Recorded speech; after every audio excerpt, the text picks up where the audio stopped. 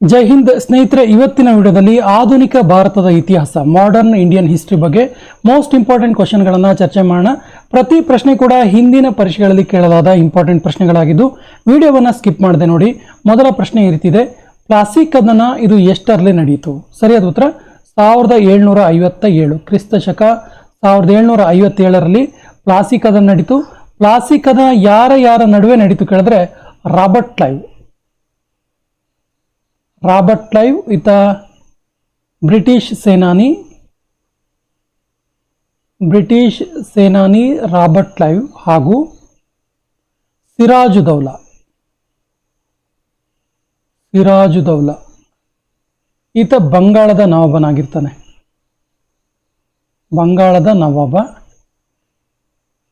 So Robert Clive ಮತ್ತು ಬಂಗಾಳದ ನವಾಬನಾದ ಸಿರಾಜುದೌಲನ ನಡುವೆ 1757ರ ಪ್ಲಾಸಿ ಕದನ ನಡೆಯುತ್ತೆ. ನೋಡಿ, ಸಿರಾಜುದೌಲಾ ಇದಲ್ಲ, ಈ ಒಂದು ಕದನದಲ್ಲಿ ಸೋಲ್ತಾನೆ ಮತ್ತು ಬಂಗಾಳದ ಕೊನೆಯ ನವಾಬ ಆಗ್ತಾನೆ. ಈತ ಕೊನೆಯ ನವಾಬ ಕೂಡ ಹೌದು. ಬಂಗಾಳವನ್ನು ಆಳಿದ ಕೊನೆಯ ನವಾಬ ಸಿರಾಜುದೌಲಾ. ಅಲ್ಲಿಗೆ ಬಂಗಾಳದಲ್ಲಿ ಇವರ ಆಳ್ವಿಕೆ ಕೊನೆಗೊಳ್ಳುತ್ತೆ ಮತ್ತು ರಾಬರ್ಟ್ ಕ್ಲೈವ್ನ ಈ ಒಂದು ಗೆಲುವಿನ ಮೂಲಕ ಭಾರತದಲ್ಲಿ ಅಧಿಕೃತವಾಗಿ ಬ್ರಿಟಿಷ್ ಆಡಳಿತ ಪ್ರಾರಂಭ ಆಗುತ್ತೆ. ಭಾರತವನ್ನು ಪ್ರವೇಶಿಸಿದ ಬ್ರಿಟಿಷರ ಮೊದಲ ಹಡಗಿನ ಹೆಸರೇನು? ಸರಿಯಾದ ಉತ್ತರ ಆಪ್ಷನ್ ಸಿ, ರೆಡ್ ಡ್ರ್ಯಾಗನ್. ಬ್ರಿಟಿಷರ ಮೊದಲ ಹಡಗಿದು. ಸೊ ಇದಕ್ಕೆ ಇನ್ನೊಂದು ಹೆಸರು ಕೂಡ ಇತ್ತು, ಸ್ಪೇನಿಷ್ ಮೆನ್ ಎನ್ನುವಂತಹ ಇನ್ನೊಂದು ಹೆಸರು ಕೂಡ ಇತ್ತು. ಈ ಹಡಗಿಗೆ ಇನ್ನೊಂದು ಹೆಸರು ಕೂಡ ಇತ್ತು. ವಾಸ್ಕೋ ಡ ಗಾಮನನ್ನ ಸ್ವಾಗತಿಸಿದ ಭಾರತೀಯ ರಾಜ ಯಾರು? ಸರಿಯಾದ ಉತ್ತರ ಜಾಮೋರಿನ್. ದೊರೆ ಜಾಮೋರಿನ್ ವಾಸ್ಕೋ ಡ ಗಾಮನನ್ನ ಸ್ವಾಗತಿಸ್ತಾನೆ. ವಾಸ್ಕೋ ಡ ಗಾಮ ಭಾರತಕ್ಕೆ 1498 ಮೇ 20ರಂದು ಬರ್ತಾನೆ. ಮೇ 20ರಂದು ಕಲ್ಲಿಕೋಟೆಗೆ ಬಂದು ತಲುಪ್ತಾನೆ. ಕಲ್ಲಿಕೋಟೆಗೆ ಬರ್ತಾನೆ. ಸೊ ಆಗ ಕಲ್ಲಿಕೋಟೆ ದೊರೆಯಾಗಿದ್ದವನು ಈ ಜಾಮೋರಿನ್.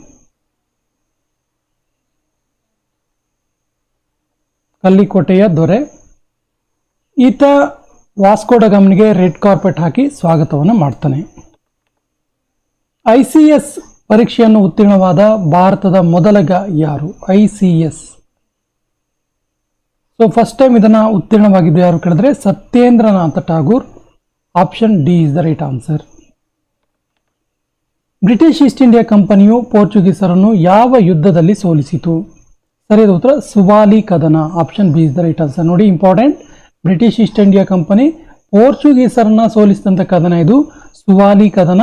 ಸುವಾಲಿ ಕದನ ನಡೆದಿದ್ದು 1612ರಲ್ಲಿ ನಡೀತು. ನವೆಂಬರ್ 29 ಮತ್ತು 30ರಂದು ಈ ಕದನ ನಡೀತು 1612ರಲ್ಲಿ. ಇದು ಈ ಸುವಾಲಿ ಇದೆಯಲ್ಲ, ಈ ಸುವಾಲಿ ಇರೋದು ಗುಜರಾತ್ನ ಸೂರತ್ ಬಳಿ, ಗುಜರಾತ್ ರಾಜ್ಯದ ಸೂರತ್ ಬಳಿಯ ಒಂದು ಹಳ್ಳಿ. ಇದು ಹಳ್ಳಿ ಸುವಾಲಿ ಅಂತೇಳಿ, ಹಾಗಾಗಿ ಇದಕ್ಕೆ ಸುವಾಲಿ ಕದನ ಅಂತ ಕರೀತಾರೆ. It's a name of a village. Surat ಒಪ್ಪಂದ ಬ್ರಿಟಿಷರು ಮತ್ತು ಯಾರ ನಡುವೆ ನಡೀತು? ಸರಿಯಾದ ಉತ್ತರ Raghunath Rao. Option is the right answer. Surat ಒಪ್ಪಂದ ತುಂಬಾ ಸರಿ ಕೇಳಿದ್ದಾರೆ ಎಕ್ಸಾಮ್ಗಳಲ್ಲಿ. ಸೂರತ್ ಒಪ್ಪಂದ ಬ್ರಿಟಿಷರು ಮತ್ತು ರಘುನಾಥ ರಾವ್ ನಡುವೆ ನಡೀತು. 1775ರಲ್ಲಿ ನಡೀತು ಸೂರತ್ ಒಪ್ಪಂದ. ಸೊ ಇದು ಸೂರತ್ ಒಪ್ಪಂದ ಬಗ್ಗೆ ಹೇಳ್ಬೇಕಂದ್ರೆ, ಸೂರತ್ ಒಪ್ಪಂದ 1775ರಲ್ಲಿ ನಡೀತು. ಇದು ಸಾಲ್ಸೆಟ್ ಮತ್ತು ಬಸ್ಸಿನ್ ಈ ಒಪ್ಪಂದದ ಪ್ರಕಾರ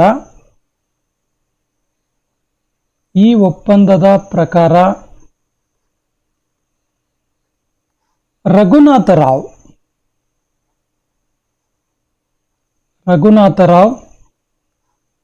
ಬ್ರಿಟಿಷರಿಗೆ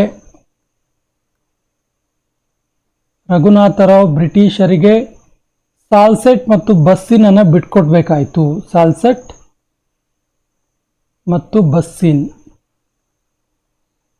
ಬ್ರಿಟಿಷರಿಗೆ ಬಿಟ್ಕೊಡ್ಬೇಕಾಯ್ತು. ನೋಡಿ, ಈ ರೀತಿ ಕೂಡ ಕೇಳ್ಬೋದು. ರಘುನಾಥ ರಾವ್ ಬ್ರಿಟಿಷರಿಗೆ ಸಾಲ್ಸೆಟ್ ಮತ್ತು ಬಸ್ಸಿನ್ ಬಿಟ್ಟುಕೊಟ್ಟಂತಹ ಒಪ್ಪಂದ ಯಾವುದು ಅಂತ ಕೇಳ್ಬೋದು. ಸೂರತ್ ಒಪ್ಪಂದ ಅಂತ ಗೊತ್ತಿರಲಿ. ಸೂರತ್ ಒಪ್ಪಂದ ಯಾರ ನಡುವೆ ನಡೀತು ಕೇಳಿದ್ರೆ ಬ್ರಿಟಿಷರು ಮತ್ತು ರಘುನಾಥ ರಾವ್ ನಡುವೆ ನಡೀತು. ಸೂರತ್ ಒಪ್ಪಂದ ಎಷ್ಟರಲ್ಲಿ ನಡೀತು ಕೇಳಿದ್ರೆ 1775ರಲ್ಲಿ.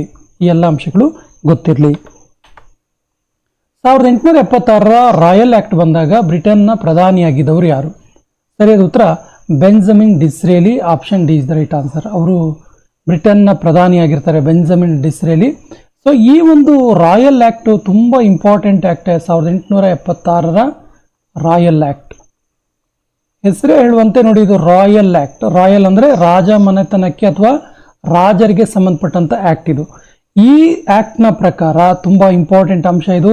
ಈ 1876ರ ರಾಯಲ್ ಆಕ್ಟ್ ಏನು ಹೇಳುತ್ತೆ ಅಂತೇಳಿ ಅಂತ ಕೇಳಿದ್ರೆ, ಇದು ಇಂಗ್ಲೆಂಡ್ನ ರಾಣಿಗೆ ಕೈಸರ್ ಇ ಹಿಂದ್ ಎನ್ನುವಂಥ ಬಿರುದನ್ನು ಕೊಡ್ತು. ಇಂಗ್ಲೆಂಡ್ ರಾಣಿಗೆ ಬಿರುದು ನೀಡಿರುವಂಥ ಒಂದು ಆಕ್ಟ್ ಇದು. ಬಿರುದಿನ ಹೆಸರು ಕೈಸರ್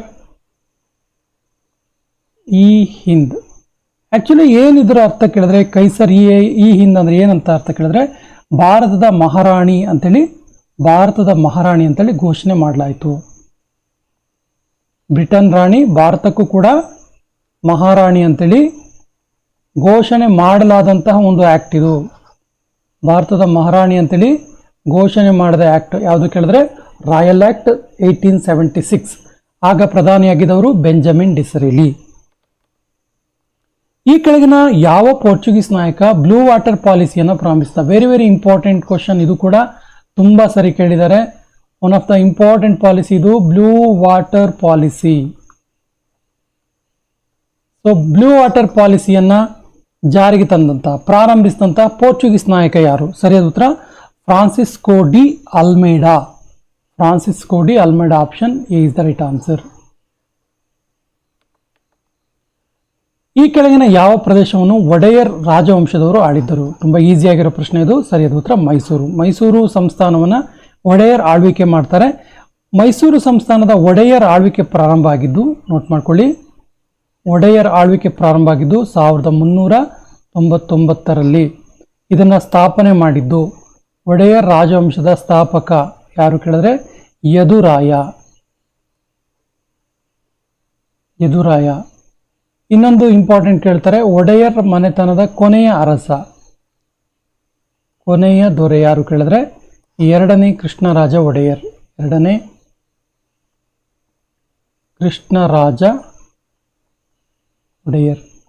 ನೋಡಿ, ಒಡೆಯರ್ ರಾಜಮನೆತನ 1399ರಿಂದ ಭಾರತ ಸ್ವತಂತ್ರದವರೆಗೆ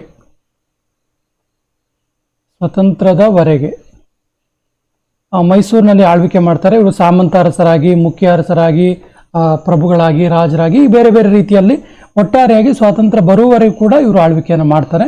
ಈ ಎಲ್ಲ ಅಂಶಗಳು ಗೊತ್ತಿರಲಿ. ಸ್ಥಾಪಕ ಯದುರಾಯ 1399ನಲ್ಲಿ ಸ್ಥಾಪನೆ ಮಾಡಿದ್ದು. ಕೊನೆಯ ದೊರೆ ಎರಡನೇ ಕೃಷ್ಣರಾಜ ಒಡೆಯರ್. ಕೆಳಗಿನ ಯಾವ ವರ್ಷದಲ್ಲಿ ಬ್ರಿಟಿಷ್ ರಾಜರ ನೇರ ಆಳ್ವಿಕೆಗೆ ಭಾರತ ಒಳಪಟ್ಟಿತು? ಸರಿಯಾದ ಉತ್ತರ 1858ರಲ್ಲಿ. 1858ರಲ್ಲಿ ನೇರ ಆಳ್ವಿಕೆ ಒಳಪಡ್ತು. ಅಲ್ಲಿವರೆಗೆ ಕಂಪನಿ ಆಳ್ವಿಕೆ ಮಾಡ್ತಾ ಇತ್ತು. ಕಾರಣ ಇದೆ, ಏನು ಕೇಳಿದ್ರೆ 1857ರಲ್ಲಿ ಭಾರತದ ಪ್ರಥಮ ಸ್ವತಂತ್ರ ಸಂಗ್ರಾಮ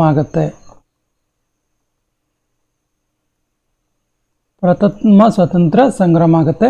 ಆ ಕಾರಣಕ್ಕಾಗಿ ಕಂಪನಿಯ ಆಡಳಿತವನ್ನು ಕೊನೆಗೊಳಿಸಿ ಇನ್ನು ಭಾರತ ತಮ್ಮ ಒಂದು ಕೈಯಿಂದ ತಪ್ಪಿ ಹೋಗುತ್ತೆ ಅನ್ನುವ ಕಾರಣಕ್ಕೆ ಬ್ರಿಟಿಷ್ ರಾಜರು ನೇರ ಆಳ್ವಿಕೆಗೆ ಒಳಪಡಿಸ್ತಾರೆ 1858ರಲ್ಲಿ. ವೆರಿ ವೆರಿ ಇಂಪಾರ್ಟೆಂಟ್ ಇದೆ, ನೋಟ್ ಮಾಡ್ಕೊಳ್ಳಿ. 1784ರಲ್ಲಿ ಏಷ್ಯಾಟಿಕ್ ಸೊಸೈಟಿ ಆಫ್ ಬೆಂಗಾಲ್ ಇದನ್ನು ಸ್ಥಾಪನೆ ಮಾಡಿದವರು ಯಾರು? ಸರಿಯಾದ ಉತ್ತರ sir William Jones. Option is the right answer. ಎರಡನೇ ಆಂಗ್ಲೋ ಮೈಸೂರು ಯುದ್ಧ ನಡೆದ ವರ್ಷ ಯಾವುದು? ಸರಿಯಾದ ಉತ್ತರ 1780ರಿಂದ 84. ಸೊ ಎರಡನೇ ಮೈಸೂರು ಯುದ್ಧ ಇದೆಯಲ್ಲ, ಇದು ಯಾರ ನಡುವೆ ನಡೀತು ಅಂತೇಳಿ ತುಂಬ ಸರಿ ಕೇಳಿದ್ದಾರೆ. ಬ್ರಿಟಿಷ್ ಮತ್ತು ಹೈದರ್ ಅಲಿ. ಬ್ರಿಟಿಷ್ ಅಧಿಕಾರಿ ಐರ್ಕೋಟ್ ಮತ್ತು ಹೈದರ್ ಅಲಿ, ಮೈಸೂರು ದೊರೆ ಹೈದರ್ ಅಲಿಯ ನಡುವೆ ಎರಡನೇ ಆಂಗ್ಲೋ ಮೈಸೂರು ಯುದ್ಧ ನಡೆಯುತ್ತೆ. ಆಕ್ಚುಲಿ ಎರಡನೇ ಆಂಗ್ಲೋ ಮೈಸೂರು ಯುದ್ಧ 1784ರಲ್ಲಿ ಕೊನೆಗೊಳ್ತು. ಈ ಎರಡನೇ ಆಂಗ್ಲೋ ಮೈಸೂರು ಯುದ್ಧ ಒಂದು ಒಪ್ಪಂದದೊಂದಿಗೆ ಕೊನೆಗೊಳ್ಳುತ್ತೆ. ಆ ಒಪ್ಪಂದದ ಹೆಸರು ಮಂಗಳೂರು ಒಪ್ಪಂದ. ಯಾವಾಗಾಗಿದೆ ಅಂತೇಳಿ ಕೇಳಿದ್ದಾರೆ, ತುಂಬ ಸರಿ 1784 ಗೊತ್ತಿರಲಿ. ಮೂರನೇ ಪಾಣಿಪತ್ ಕದನ ಯಾರ ನಡುವೆ ನಡೀತು? ಸರಿ ಉತ್ತರ ಮರಾಠ ಮತ್ತು ದುರಾನಿ ಸಾಮ್ರಾಜ್ಯದ ನಡುವೆ. ಮರಾಠ ಸಾಮ್ರಾಜ್ಯ ಮತ್ತು ದುರಾನಿ ಸಾಮ್ರಾಜ್ಯದ ನಡುವೆ ಮೂರನೇ ಪಾಣಿಪತ್ ಕದನ ನಡೀತು. Option A is the right answer. ಇದು ಮೂರನೇ ಪಾಣಿಪತ್ ಕದನ ನಡೆದಂತಹ ಇಸ್ವಿ ಏನು ಕೇಳಿದ್ರೆ 1761. ಇದರಲ್ಲಿ ದುರಾನಿ ಸಾಮ್ರಾಜ್ಯದ ದುರಾನಿ ದೊರೆ ಈ ಒಂದು ಯುದ್ಧದಲ್ಲಿ ಮೂರನೇ ಪಾಣಿಪತ್ನಲ್ಲಿ ಗೆಲುವನ್ನು ಸಾಧಿಸ್ತಾನೆ. ಆತನ ಹೆಸರು ಅಹಮದ್ ಶಾ ಅಬ್ದಾಲಿ. ಅಹಮದ್ ಶಾ ಅಬ್ದಾಲಿ ಗೆಲುವು ಪಡೆದವರು ಯಾರು ಕೇಳಿದ್ರೆ ಅಹಮದ್ ಶಾ ಅಬ್ದಾಲಿ. ಯಾವ ಸಾಮ್ರಾಜ್ಯಕ್ಕೆ ಸೇರಿದವನು ಕೇಳಿದ್ರೆ ದುರಾನಿ ಸಾಮ್ರಾಜ್ಯ. ಯಾರ ನಡುವೆ ನಡೀತು ಈ ಒಂದು ಕದನ ಕೇಳಿದ್ರೆ ಮರಾಠರು ಮತ್ತು ದುರಾನಿ ಸಾಮ್ರಾಜ್ಯದ ನಡುವೆ. ಈ ಎರಡು ಸಾಮ್ರಾಜ್ಯದ ನಡುವೆ ನಡೆದಂತಹ ಕದನ ಯಾವುದು ಕೇಳಿದ್ರೆ ಮೂರನೇ ಪಾಣಿಪತ್ ಕದನ. 1942ರಲ್ಲಿ ಮಹಾತ್ಮ ಗಾಂಧೀಜಿಯವರು ಬ್ರಿಟಿಷರೇ ಭಾರತ ಬಿಟ್ಟು ತೊಲಗಿ ಕ್ವಿಟ್ ಇಂಡಿಯಾ ಮೂವ್ಮೆಂಟ್. ಈ ಕ್ವಿಟ್ ಇಂಡಿಯಾ ಮೂವ್ಮೆಂಟ್ ಅನ್ನು ಎಲ್ಲಿ ಪ್ರಾರಂಭಿಸಿದ್ರು? ವೆರಿ ಇಂಪಾರ್ಟೆಂಟ್ ಕ್ವಶನ್ ಇದೆ, ನೋಟ್ ಮಾಡ್ಕೊಳ್ಳಿ. ಸರಿಯಾದ ಉತ್ತರ August Kranti Maidan. Option B is the right answer. British East India company ಯಾವ ಇಸ್ವಿಯಲ್ಲಿ ಪಾಂಡಿಚೇರಿಯನ್ನು ವಶಪಡಿಸಿಕೊಂಡಿತು? ಸರಿಯಾದ ಉತ್ತರ 1761ರಲ್ಲಿ ಬ್ರಿಟಿಷ್ ಕಂಪನಿ ಪಾಂಡಿಚೇರಿಯನ್ನು ವಶಪಡಿಸಿಕೊಳ್ತು. Option A is the right answer. ಕೆಳಗಿನ ಯಾವ ಗವರ್ನರ್ ಜನರಲ್ ದತ್ತು ಮಕ್ಕಳಿಗೆ ಹಕ್ಕಿಲ್ಲ ಎಂಬ ಪದ್ಧತಿಯನ್ನು ಜಾರಿಗೆ ತಂದನು? ಸರಿಯಾದ ಉತ್ತರ Lord Dalhousie. Option is the right answer. ಈ ಲಾರ್ಡ್ ಡಾಲ್ ಹೌಸಿ ಕೇವಲ 2 ವರ್ಷ ಇದ್ದಿದ್ದು 1848ರಿಂದ 1850ರವರೆಗೆ. ಈ ಟೈಮಲ್ಲಿ ಆತ ದತ್ತು ಮಕ್ಕಳಿಗೆ ಹಕ್ಕಿಲ್ಲ ಎನ್ನುವಂತಹ ಒಂದು ಪದ್ಧತಿಯನ್ನು ಜಾರಿಗೆ ತರ್ತಾನೆ ಗವರ್ನರ್ ಜನರಲ್ ಆಗಿದ್ದಂತಹ ಲಾರ್ಡ್ ಡಾಲ್ ಹೌಸಿ. ಕೆಳಗಿನ ಯಾವ ವರ್ಷದಲ್ಲಿ ಸಾಲ್ಬಾಯಿ ಒಪ್ಪಂದ ನಡೀತು? ಸರಿಯಾದ ಉತ್ತರ 1782ರಲ್ಲಿ ಸಾಲ್ಬಾಯಿ ಒಪ್ಪಂದ ನಡೀತು. 1782ರಲ್ಲಿ. ಆ್ಯಕ್ಚುಲಿ ಇದು ಮರಾಠ ಸಾಮ್ರಾಜ್ಯ ಮತ್ತು ಬ್ರಿಟಿಷ್ ಸಾಮ್ರಾಜ್ಯದ ನಡುವೆ ನಡೆದಂಥ ಒಪ್ಪಂದ. ಮರಾಠರು ವರ್ಸಸ್ ಮತ್ತು ಬ್ರಿಟಿಷರ ನಡುವೆ ನಡೆದಂಥ ಒಂದು ಒಪ್ಪಂದ ಸಾಲ್ಬಾಯಿ ಒಪ್ಪಂದ. ಸಾಲ್ಬಾಯಿ ಎಲ್ಲಿರೋದು ಕೇಳಿದ್ರೆ ಇದು ಗ್ವಾಲಿಯರ್ನಲ್ಲಿರೋದು, ಮಧ್ಯಪ್ರದೇಶನ ಗ್ವಾಲಿಯರ್. ಮಧ್ಯಪ್ರದೇಶದ ಗ್ವಾಲಿಯರ್ ಹತ್ರ ಇದೆ ಇದು ಪ್ಲೇಸ್. ಇದೊಂದು ಗ್ವಾಲಿಯರ್ ಬಳಿ ಇರುವಂಥದ್ದು ಇದು ಸಾಲ್ಬಾಯಿ. ಯಾವ ವರ್ಷದಲ್ಲಿ ಬಂಗಾಳದಲ್ಲಿ ಬ್ರಿಟಿಷರ ಮೊದಲ ಫ್ಯಾಕ್ಟರಿ ಹೂಗ್ಲಿ ನದಿ ದಡದಲ್ಲಿ ಸ್ಥಾಪನೆ ಆಯಿತು? ಪಶ್ಚಿಮ ಬಂಗಾಳದಲ್ಲಿ ಸ್ಥಾಪನೆ ಆಯಿತು. ಸರಿಯಾದ ಉತ್ತರ 1651ರಲ್ಲಿ. Option D is the right answer. ಕೆಳಗಿನ ಯಾವ ಯುದ್ಧದ ನಂತರ ಬ್ರಿಟಿಷರು ಭಾರತದಲ್ಲಿ ಪ್ರಭುತ್ವವನ್ನು ಸಾಧಿಸಿದ್ರು? ನಾವು ಆಗಲೇ ಹೇಳಿದ್ವಿ 1757ರ ಪ್ಲಾಸಿ ಕದನ ಅಂತೇಳಿ. ಬಟ್ ಅಧಿಕೃತವಾಗಿ ಇದು ಮೊದಲಿಗೆ ಗೆಲ್ಲುವಂಥದ್ದವರು. ಬಟ್ ಅಧಿಕೃತವಾಗಿ ಅವರ ಪ್ರಭುತ್ವವನ್ನು ದಾಖಲು ಮಾಡಿದ್ದು ಬಕ್ಸಾರ್ ಕದನದ ನಂತರ. Option B is the right answer. Buxar ಕದನ 1764ರಲ್ಲಿ ನಡೆಯುತ್ತೆ. ಇದು ಬ್ರಿಟಿಷ್ ಅಧಿಕಾರಿ ಹೆಕ್ಟರ್ ಮನ್ರೋ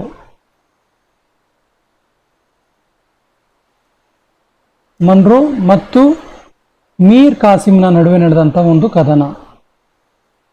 ಸೊ ಈ ಕದನದ ನಂತರ ಬ್ರಿಟಿಷರು ಅಧಿಕೃತವಾಗಿ ಭಾರತದಲ್ಲಿ ಪ್ರಭುತ್ವವನ್ನು ಸ್ಥಾಪನೆ ಮಾಡಿದರು. ಮೊದಲ ಆಂಗ್ಲೋ ಸಿಖ್ ಯುದ್ಧದ ಸಂದರ್ಭದಲ್ಲಿ ಭಾರತದ ಗವರ್ನರ್ ಜನರಲ್ ಆಗಿದ್ದವರು ಯಾರು? ಸರಿಯಾದ ಉತ್ತರ Hardinge, Lord Hardinge. Option B is the right answer. ಈತ 1845ರಿಂದ 46ರವರೆಗೆ ಗವರ್ನರ್ ಜನರಲ್ ಆಗಿರ್ತಾನೆ. ಶ್ರೀರಂಗಪಟ್ಟಣ ಒಪ್ಪಂದ ಪ್ರಕಾರ ಬ್ರಿಟಿಷರಿಗೆ ಒಪ್ಪಿಸಲಾದ ಪ್ರದೇಶ ಯಾವುದು? ಸರಿಯಾದ ಉತ್ತರ Malabar. Option D is the right answer. Malabar ಆವರೆಗೆ ಟಿಪ್ಪು ಸುಲ್ತಾನ್ನ ವಶದಲ್ಲಿತ್ತು. ಆ್ಯಕ್ಚುಲಿ ಶ್ರೀರಂಗಪಟ್ಟಣ ಒಪ್ಪಂದ ಯಾವಾಗಾಯಿತು ಕೇಳಿದ್ರೆ 1782ರಲ್ಲಿ after third Anglo Mysore war, ಮೂರನೇ ಆಂಗ್ಲೋ ಮೈಸೂರು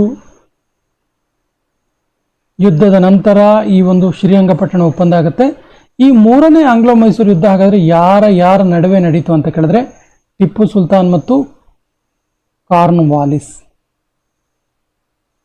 ಟಿಪ್ಪು ಸುಲ್ತಾನ್ ಮತ್ತು ಲಾರ್ಡ್ ಕಾರ್ನ್ವಾಲಿಸ್ ಇವರಿಬ್ಬರ ನಡುವೆ ನಡೀತು.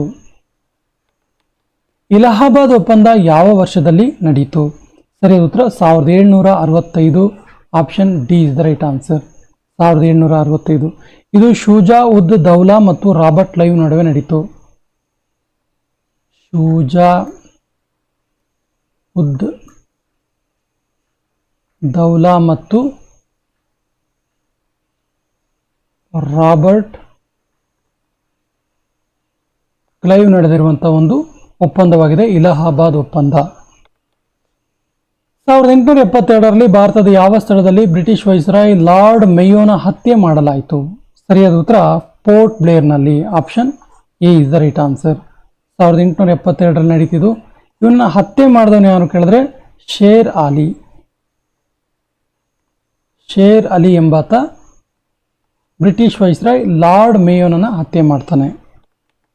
ಭಾರತದಲ್ಲಿ ಮೊದಲ ಪೋರ್ಚುಗಲ್ ವೈಸ್ರಾಯ್ ಯಾರು? ಸರಿಯಾದ ಉತ್ತರ Francisco de Almeida. Option B is the right answer.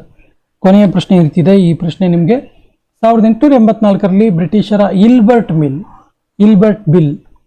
So ಈ ಇಲ್ಬರ್ಟ್ ಬಿಲ್ ಅನ್ನ ಮಂಡಿಸಿದವರು ಯಾರು? ಆಪ್ಷನ್ಸ್ ಈ ರೀತಿ ಇದೆ: Ripon, Lord Dufferin, Lord Napier, Lord canning.